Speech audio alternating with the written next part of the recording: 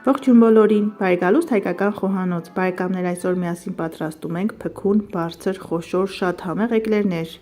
Էկլերի այս բաղադրատոմսը դասական շատ փորձված հին բաղադրատոմս է, ստացվում է բոլորի մոտ առաջին անգամից։ Լավ բաղադրատոմս ունենալը դեռևս չի նշանակում, որ էկլերը ձեզ մոտ այսպես արտակարգ ստացվի։ Կան մի շարք գաղտնիքներ, որոնք պետք է պարտադիր իմանալ, այնպես որ տեսանյութը դիտեք մինչև վերջ։ Այս տարբերակով էկլեր կարող եք պատրաստել ամանորին, այն ձեր տոնական սեղանին շքեղ տեսք կհաղորդի։ Դե ինչ անցնենք գործի։ Խմորի համար մեզ անհրաժեշտ է 1 պտղուն ծաղ, 100 գրամ կարագ կամ մարգարին, 300 մլ ջուր, 170 գրամ ալյուր եւ 250 գրամ ձու։ Այո, չզարմանաք, ձուն եւս պետք է կշռենք։ Համապատասխան կաթսայի մեջ լցնում ենք ջուրը, 1 պտղուն ծաղը եւ մարգարինը եւ դնում ենք ցածր կրակի վրա։ Երբ մարգարինը ամբողջությամբ հալվի եւ ջուրը սկսի եռալ, միանգամից ավելացնում ենք նախապես մաղած 170 գրամ ալյուր։ Ալյուր ավելացնելուց անմիջապես հետո սկսում ենք եփովի խմորը անընդհատ խառնել, պետք է բովենք 4-ից 5 րոպե։ Ես խառնում եմ սիլիկոնե գդալով, այսպես հեշտ եւ հարմար է։ Խմոր բովում ենք այնքան, մինչև կաթսայի հատակին մի փոքր կպչի, դա նշանակում է, որ խմոր պատրաստ է։ Կաթսայի մեջ հետո կարող եք լցնել եռմանջուր եւ թողնել մոտ 10 րոպե, այդպես նստվածքը շատ հեշտ մաքրվում է։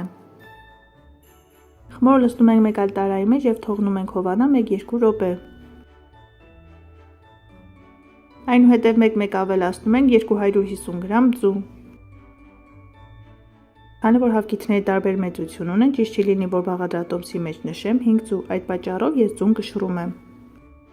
Պետք է ստանանք ոչ պինդ եւ ոչ էլ թույլ խմոր, որով կարելի է ձևավորել բարդի նման էկլերներ։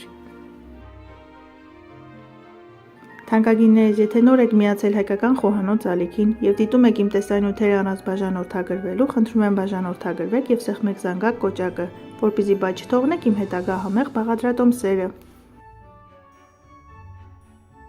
Խմոր ես հարում եմ էլեկտրական հարիչով, այդպես եւ ժամանակ եմ խնայում եւ ավելի լավ է ստացվում։ Եթե ձեռքի տակ էլեկտրական հարիչ չկա, կարող եք խառնել նաեւ գդալով։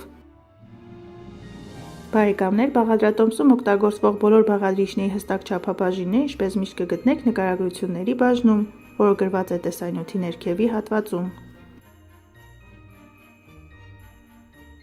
Խառնելու ընթացքում կնկատեք, որ քիչ-քիչ խմորը դառնում է միատարր։ Էկլերների խմորը պետք է պինդ չստացվի, պինդ խմորի դեպքում դրանք չեն բարձրանում եւ չեն փքվում եւ հիշեցնում են թխվածքաբլիթներ։ Իդեալական խոշոր էկլերներ ստանալու համար խորհուրդ կտամ բոլոր բաղադրիչները կշռել։ Պետք է ստանանք գդալից դժվարությամբ պոկվող այսպիսի կպչուն խմոր։ Այս բաղադրատոմսով կարող եք ստանալ 10-ից 12 հատ խոշոր էկլերներ, եթե ձևավորեք մեծ ճաշի գդալով։ 1 ճաշի գդալ խմորը դնում ենք յուղաթղթի վրա եւ գդալով այսպես պտտեցնելով տալիս ենք վարդի տեսք։ Այսպես ձևավորում ենք մնացած էկլերները։ Թխում ենք նախապես 180 աշճանտակացված ջեռոցում մինչև լավ բարձրանան եւ կարմրեն, մոտ 20-25 րոպե։ Այնուհետև իջեցնում ենք ջեռոցի ջերմաստիճանը 130 աշճան եւ թողնում ենք եւս 15-ից 20 րոպե, որպեսզի չորանան։ Թխվելու ընթացքում ջեռոցի դուռը չենք բացում, այլապես էկլերները կնստեն։ Թխվելուց հետո նոր միայն ջեռոցի դուռը կիսով չափ բացում ենք եւ թողնում ենք էկլերները սառչեն։ Պատրաստում ենք կրեմ, 250 գրամ փափուկ կարագ հարում ենք այնքան, մինչև լավ սպիտակի եւ փրփրի, ավելացնում ենք 1 թեյի գդալ վանիլային շաքարավազ եւ 1 բանկան խտացրած կաթ։ Եթե ցանկանում եք պատրաստել էկլերներ եփովի կրեմով, եփովի կրեմի բաղադրատոմսը եւս կթողնեմ նկարագրությունների բաժնում, կարող եք անցնել հղումով եւ դիտել տեսանյութը։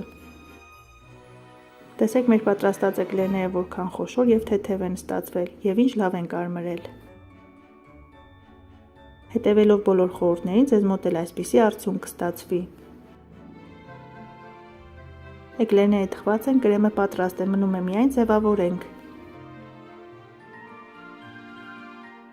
Սուր դանակով կողքից կտրվածք ենք անում եւ լցոնում ենք կրեմով։ Էկլերների մեջը փուչ է եւ շատ լավ է թխվել, այնպես ինչպես որ պետք է։ Այսպես մեկը մյուսի հետևից ձևավորում ենք բոլոր էկլերները, մատուցելիս վրան ցանում ենք շաքարի փոշի։